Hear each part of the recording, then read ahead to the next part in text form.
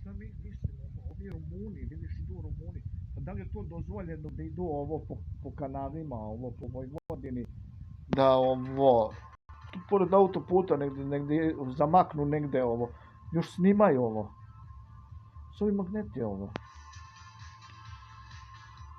Još vidio pronašli ove pištolje.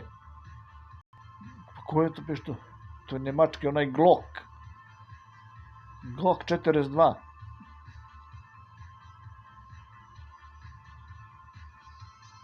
Znači ovo, to je stranci ovo. Pa ti misliš da ovi stranci, ovi što putuju, ovi stranci, ovo autoputem ovo. Oni svaki naoružan ovo. Svaki stranac ovaj koji putuje autoputom, on krije oružje ovo. I on sigurno ovo plašio se od mađarskih ovih, od mađarskih ovih carinika. I ta bacio u kanal, bacio oružje. Da. Znači da su opasni. Ljudi su ovo bre, ljudi su veoma opasni. Dakle, da.